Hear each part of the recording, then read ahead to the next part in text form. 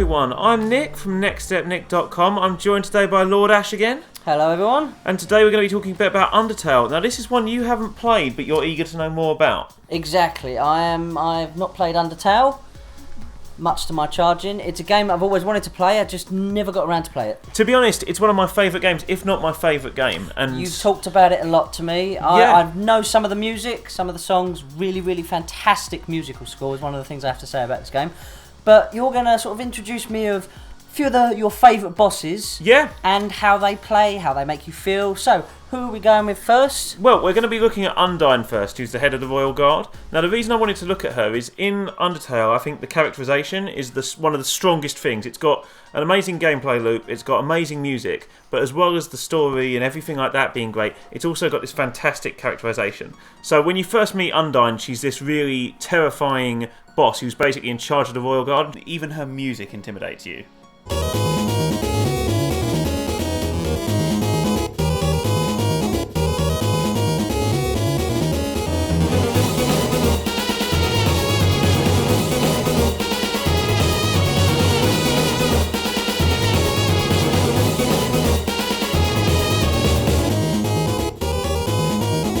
She's basically made her presence known, and everyone's sort of spoken of her as this really sort of scary character. Now, one of the things I know from Undertale is that there are various different ways to play the game. Yeah, this is a pacifist run specifically. Yeah, I know you're very much adamant about pacifist runs. I know things of genocide runs and things like that. Yeah. But this is one of the first games I know of where you can be completely pacifist and it will change the game completely. Yeah, it's not completely just the different. whole moral good choice, bad choice. Yeah, I mean, there is an entirely different thing that will happen here if you fight in an aggressive way against Undyne. But the reason I don't is because I love the characters in this so much. I mean, if you do, so you help Undyne there and she kind of realises you're not that bad a person, but she still resents you. Later on, you then get to have this amazing exchange where Papyrus introduces you to her as a friend and issues this challenge to her of whether or not she can be your friend. And there's this wonderful exchange where she starts off as this scary boss, but then she just turns out to be this really passionate, interesting character with all these really cool traits, who's really into anime and is hugely into films and things like that. It's great. That's one of the things I really love about this game, even though I haven't played it, is there's so much thought that's gone into the boss design, the enemy, the characterisation. The man who made this is pretty much a genius. Yeah, Toby Fox, yeah. He's put so much effort into just small little details in other fights. It's just, it's the boss, you don't forget it again. Yeah. With this one, especially Pacifist Run, you learn so much more about the boss that makes it so much more of a connection. I think what it is you get this idea that no one is one-dimensional. Like when you first see Undyne, she's scary and she's unnerving, and then as time goes on you realise, like I say, she's this passionate person with so much going on, and it just makes them so much more realistic. So, on to my second one I wanted to show you, really, which is Metaton. Okay. So, Metaton is a robot that was created by someone in the game to basically be a kind of panel show host, and also like an entertainment robot, but he also has a subroutine to kill humans. Fair enough. Because the whole premise is that you're a human in the monster world and they basically want to take your soul to escape from the underground. I'm doing a pacifist run here, so what I'm doing is when he's not basically torturing you and trying to kill you, he's making you take part in like inane game shows. He's constantly trying to damage you through different things. Like for example, during his main boss fight where you actually confront him, you can beat him early if you get the ratings to a certain point. Okay. Yeah, fair he will sing to you during the game before torturing you with traps. There's so much charisma going on with these guys. This is another thing I like about this game. Every different variety of boss fight. It's not just attack him, defend him, defend him. Every little fight and battle has a unique little quirk, a unique little way of doing things. No one boss feels the same. Yeah. The background's completely different, the attacks are different, and the really cool thing in this that I've seen is how you sort of block attacks, avoid attacks. You're a little heart in the screen. Yeah. You're moving around. It's not just you're sitting there waiting, they've attacked, I hit a button, done. They hit attack, I hit a button, done. Yeah, wait. Considering how simple it is, it gets a lot more complicated. I mean, like here, for example, when you first meet Metaton, he forces you to take part in a game show, and they start off with basic questions, but the thing I never noticed when I first played is if you watch Dr. Alphys, she's giving you the answers, so she is feeding you the answers at this point, and at the start, you don't tend to glance at her because the questions are quite easy. I mean, for example, there I've chosen cry, and he just says screaming is against the rules. It's great, but then the questions get progressively harder till they get to these kind of points where they are ridiculously difficult questions or inane, impossibly hard to answer questions. At one point, for example, he says, "Oh yeah, you can disarm some bombs, and if you manage it, then you'll survive." You do disarm the bombs, and he says, "Oh, congratulations, your prizes are going to go off sooner than they were before." It's this thing where there's so much comedy in regard to how he addresses you, but it also shows the kind of person he is, this flamboyant, over-the-top, self-appreciating character. And it's great, because you feel like... I think that's the thing about the bosses in Undertale, is you feel like you actually know them. They're not just these generic characters that just appear and then disappear again. They have this life inside the game, and they show you that. Like here, my ratings are going up based on how I'm interacting. So if I boast and say I'm not going to get hit, the ratings are going up. The fight can end when those ratings get to a certain point, or when I beat him naturally. So there's so many ways you can do things, and different items and interactable ways you can utilise things in the battle. Like here, it's just showing you, as I said, you're dodging, you're manoeuvring. It's not a static attack. It's constantly moving. Yeah. So, I mean, a good example of that is we're moving on to another boss here, which is one of the main bosses, actually, Asgore. So he's the king of the underground. Right. And he doesn't actually want to hurt you, but he's kind of decided that he will collect the certain number of souls that's needed to break the barrier in order to help everyone. So it's kind of like giving people hope. No one in this is a bad guy, per se. There's one person who kind of is, but we're going to go over that later. And I noticed that at the beginning of the fight, he got rid of your mercy button. Yeah, he did. There's all these sort of different ways in which Toby Fox plays with the whole genre and plays with the game as a whole. He does things with the formula that constantly keeps you on your toes. Now, I mean, this to me, that boggles my mind. How you block, dodge and weave, and I am not like that good. I die a lot. You'll see runs. I mean, here for example, the colour of his eyes will tell you what you need to do. So that's been established earlier. So blue, you stand still, and orange, you move. Here as well, you'll see I'm taking a lot of hits. I do take a lot of hits, but it's so fun to play. It's so enjoyable. And speaking of the one character that is evil, that's Flowey. That I do know about Flowey, that he is an evil character. Yeah, he's great. He messes with your save files. He torments your friends. When you actually do fight him originally, one of the things that I forgot he did, because I've been playing this on Switch again recently. I've finished this so many times. But I forgot about... I've been so used to playing it on Switch, I haven't played it on PC for a while. If you play it on PC and you get to Flowey, he actually turns your game off. And you have to restart the game again, and it feels like it's hard crashed. Wonderful. Yeah. I bet a lot of PC gamers freaked when that first happened. Well, I mean, check out this introduction.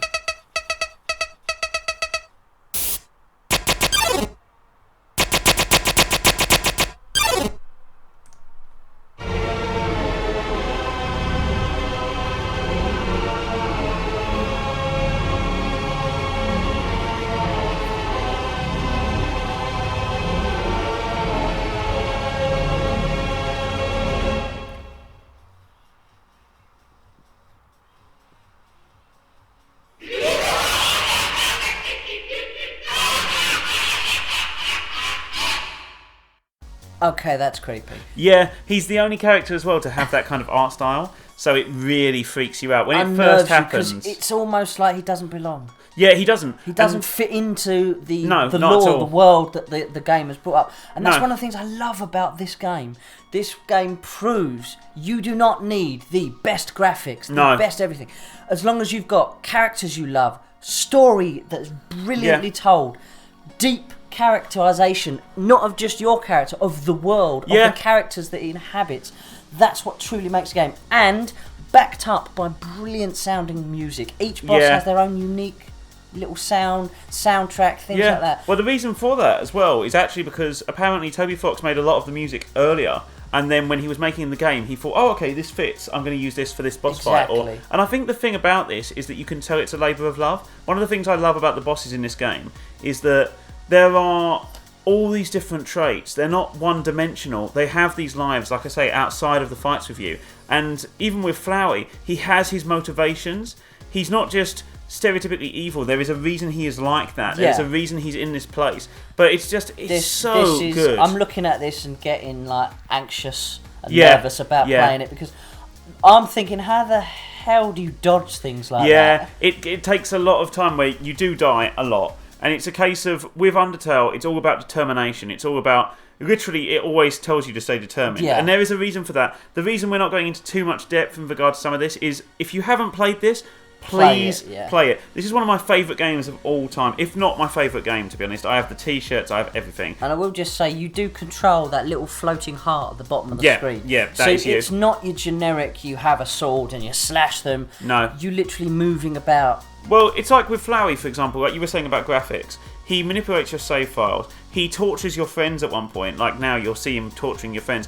And it generally makes me feel things. And I mean, going on to the subject of things that make me feel things, my favourite boss from this game is the last boss on the pacifist run. So I will put a message on this before we start it anyway about spoilers, because obviously this is the end of the game. But this, I promise you now, I was replaying this for capture footage. This fight makes me cry.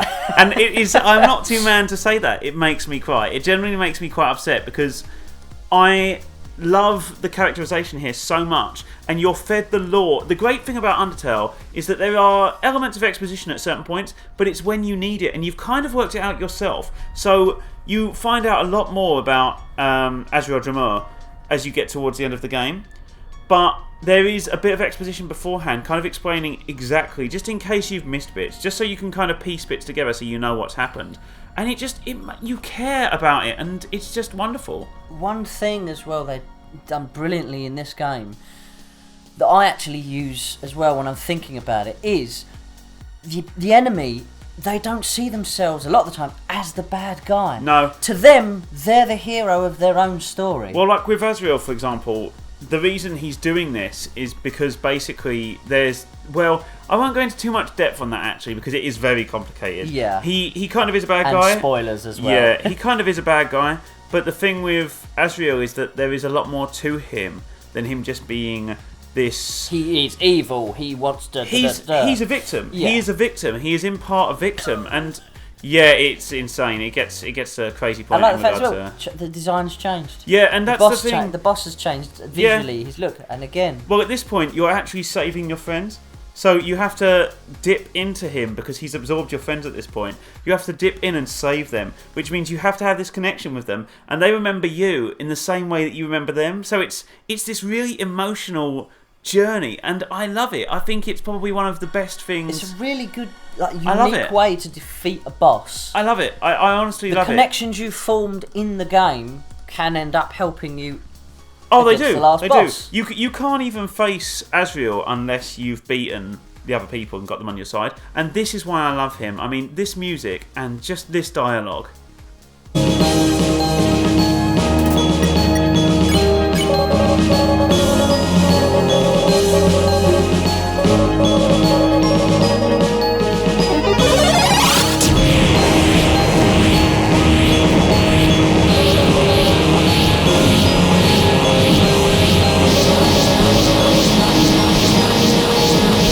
So sad and deep. Like, the character is a victim, and it's so easy for me. One of the reasons why I won't genocide run this game is because I love the characters so much. I can't bear to see them get hurt. Which is what a good story should do. Yeah. Make you fall in love with the characters. And I really did. I think the thing with Undertale that I love is that every character has their own unique traits and abilities and things that they bring to the party. They contribute to the story, to the lore. They're not just there as window dressing, as bad boss A you have to get through. No, they have. You can go on a genocide run and you can basically do a lot more in regard to, like, you can fight against different bosses and you level up. Yeah, you can, and you can kill them.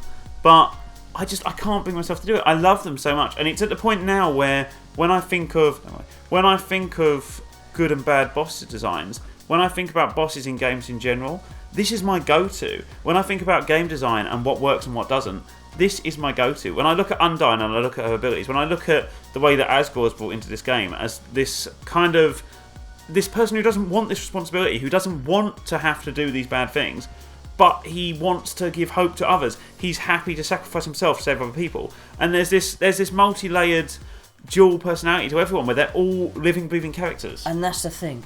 If the enemy, or even the adversary, I should say, you're fighting, cares about why they're fighting, you care about them. Yeah. And I think that's the thing is, with this, one of the things I really wanted to do was just kind of tell you about why you need to play this game. I know. Why you need to play this game.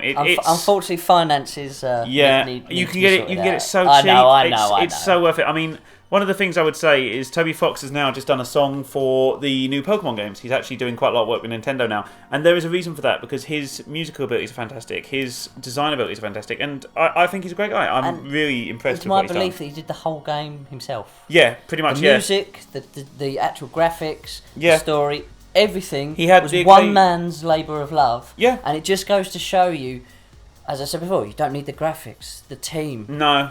The vast amount of money behind you, as long as you've got a story that you're passionate about, you've got all of these things, and you make it solely emotional and actual journey. Yeah, then people will enjoy it and people will appreciate it. Exactly. I think the thing about Undertale that I love is that from the start to the finish, it's a game that makes me basically feel completely different than anything else. It makes me feel things that other games don't manage to do, and that's why I wanted to sort of show you it. I wanted to talk about the bosses, but I also very much. You're welcome. I also wanted to just show you, and everyone at home as well. Apologies for spoilers, of course, there are spoilers here, but I hope if you have played this, you enjoyed it, and if you haven't played it, I hope you go and grab it. I've tried to keep spoilers out apart from boss fights, so... And I think we better sign off now, otherwise you could talk for probably hours. Easily. And hours. Easily. But anyway, thank you so much for listening, guys. I'm Nick from nextlimnick.com. If you do like this video, please don't forget to like, share and subscribe. Thank you very much for joining me today, Lord Ash. No problem, always welcome. No worries, and hopefully we'll catch you all soon. Thank you very much, guys, and goodbye. Goodbye.